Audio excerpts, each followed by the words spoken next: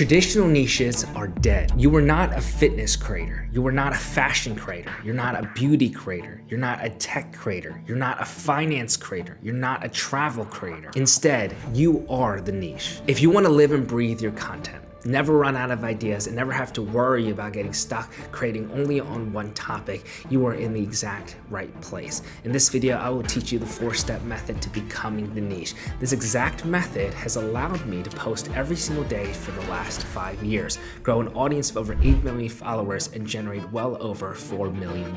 Step 1 is to understand why traditional niching is dead. There are 3 main reasons for this. Number 1, you are naturally multi-interested. You have multiple layers to you. Even if you have one particular interest right now that is predominant, it does not mean that in several months from now that'll be the case. But what happens when you pour into just one topic alone? You get known for only that one topic. So when you post outside of that topic, your content doesn't get the same type of engagement. That makes you feel stuck creating about content that doesn't align with you. The second reason is that we will evolve as human beings across our lives. And so that means that if you are currently a student, you won't be a student in several years' time.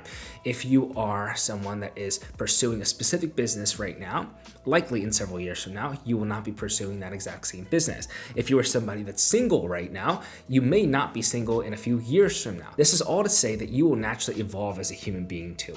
And therefore, you want to be sure that your content, that your audience can actually match that journey. So for me, I went from being a bad student to a good student to an engineer to an entrepreneur. And my audience has been able to stick with me through that entire journey. That is ultimately how you have longevity as a creator. You know that you will evolve, so you want to account for it. And you don't want to traditionally niche down, because if you do, it will be impossible for you to have the longevity that you're looking for while you evolve. Now, if neither of those 2 things happen, the third one will definitely happen. You will get bored of the content that you curate. As a creator, the process is so intimate to you, where you're going from inspiration to execution, and then you're going through all the feedback from your audience. If you're posting the exact same thing, you're going to grow tiresome. Now, if you don't grow tiresome, your audience is going to grow tiresome. This is where people get stuck creating about the exact same thing over and over again, and then you have fatigue from the viewer's perspective. An example of this is when on YouTube, the 10,000 calorie eating challenge series were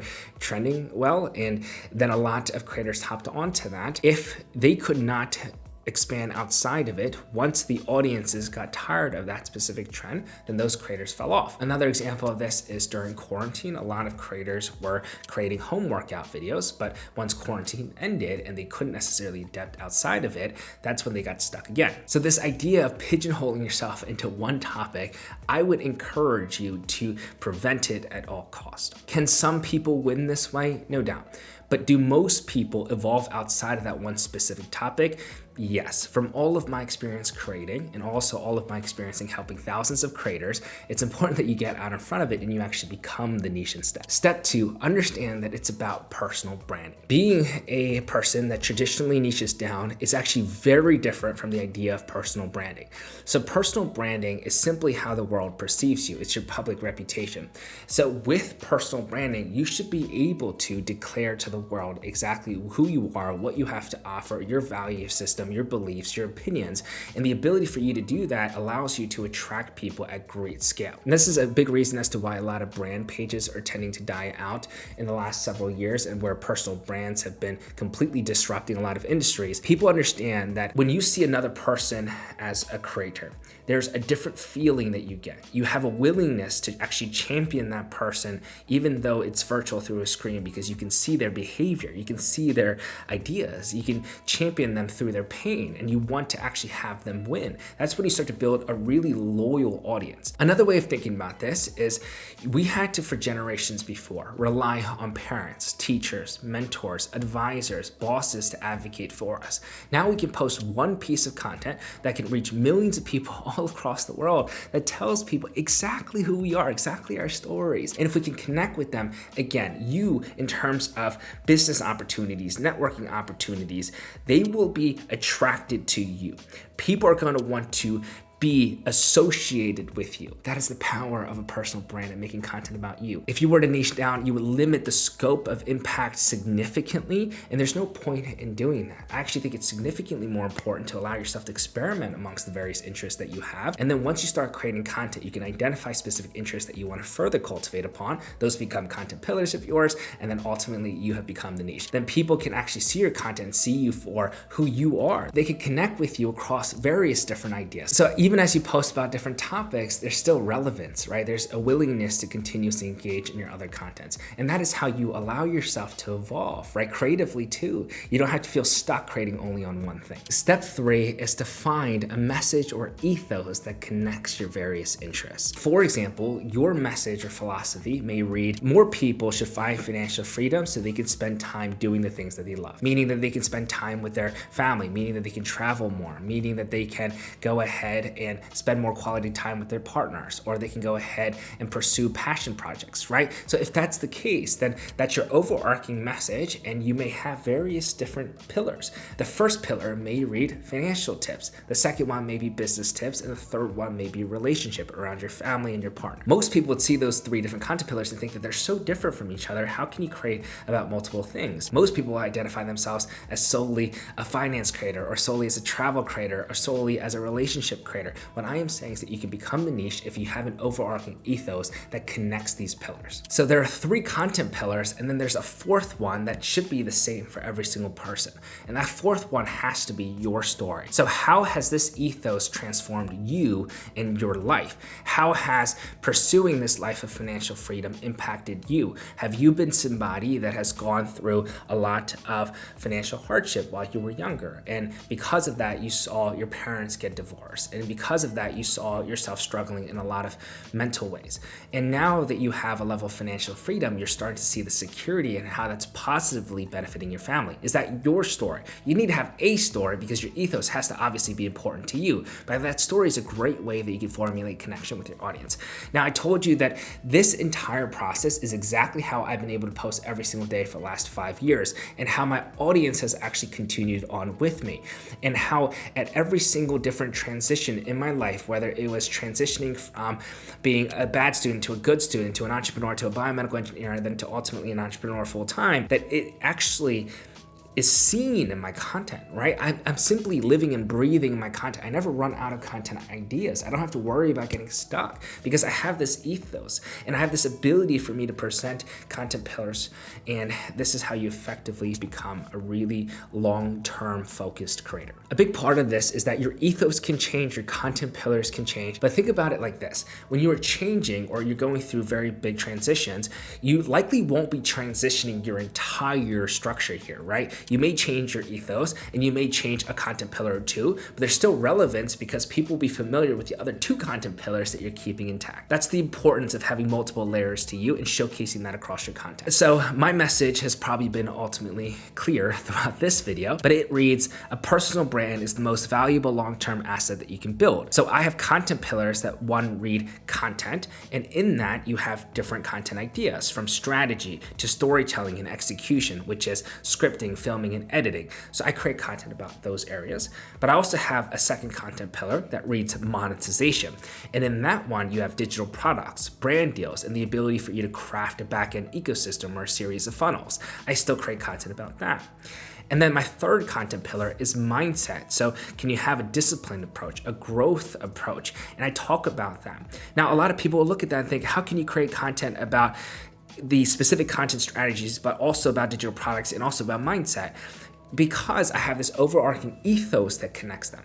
And then ultimately I have my own story as well. It's because personal branding has transformed my life. It has allowed me to go from being poor to allowing myself to have more money than I could have ever imagined. It allows me to take care of my family and my loved ones. So I tell that story all the time because people connect to that pain of struggling financially and that desire of wanting better for their family and to provide for their family. So I find great deep connection with my audience. Step 4, really honing in on your story. Hopefully in the prior step, you've understood and I've made it clear that your story needs to be told. But I want to double down on that and explain to you exactly how universally we as human beings connect through struggle. Have you ever gone through a breakup?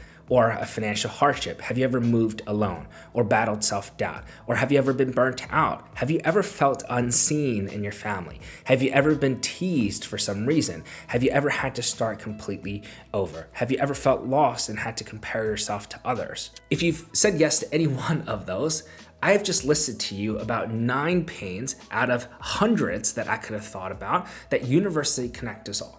So when you are constantly going onto social media and you're flexing your lifestyle and you're flexing how handsome you are and how charming you are, and you're wondering why your content isn't performing, is because literally nobody cares about that. You could do one swipe and you would find someone that's flexing their Lamborghini, flexing their vacation, flexing their beautiful home, flexing their cars. That's not the point. So if you can actually alter your positioning and say, you know what, although I might have some of those successes, that is not how I've started. I actually have experienced a lot of the same pain, a lot of the tumultuous upbringing that a lot of you guys are going through right now. And I can highlight that in a storytelling piece of content. And I can showcase the transformation when they see the initial pain of those that I've just listed to you and the many more that you can consider for yourself. Then the ability for someone to see that and see themselves in your content is significantly higher. So for example, when I show content around personal branding, it wouldn't be powerful if I just kept coming onto the screen and each time saying, I have 5 million followers, listen to me, listen to me, listen to me. I can't say I've generated millions of dollars, listen to me, listen to me, listen to me. Instead, I have to bring myself in a way that actually allows me to relate, right? I know for a fact that if I heard somebody talk in that light of saying only their successes, that I'd have a hard time resonating with them. But when someone sees my success, they can also connect with the fact that I'm an immigrant, that I came from a lot of financial hardship, that my parents got divorced, that I saw some really difficult things that I don't think any kid should have to see, especially while they're young.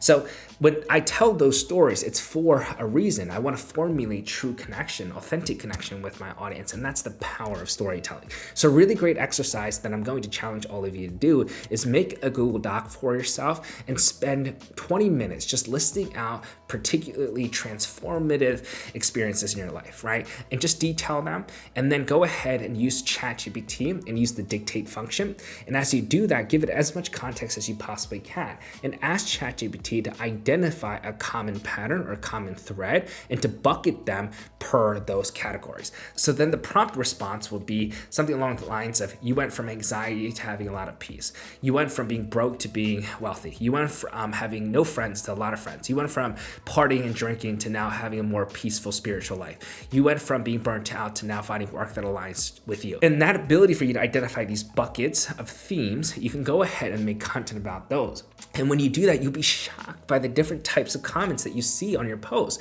It will no longer be fire emoji and saying, hey, love this edit. It'll be something along the lines of, hey, I really needed this today. I really needed this reminder. Thank you so much for your positive content. It's actually transformed me. I've learned a lot. You always make really great content. This is the difference between the comments that you'll get, and you'll show to yourself how meaningful content can really be if you tell your story. So effectively today, I taught you how can you be the niche. It's not about pigeonholing yourself into one topic. It's about having longevity in mind. Can you have an ethos, a message, or philosophy, and then have 3 content pillars that are filled with your interests, and then a 4th one that tells your story? If you can do that, you will win not only today, not only tomorrow, but you'll set yourself up for a ton of success for 3 years, 4 years, 7 years, 8 years, however long you want to pursue content creation, and I am the perfect representation of that. Thank you so much for watching. Give this video a thumbs up. Leave any questions in the comments below, and also any specific content ideas in regards to videos for the future. I'm more than happy to look through them, and of course, subscribe.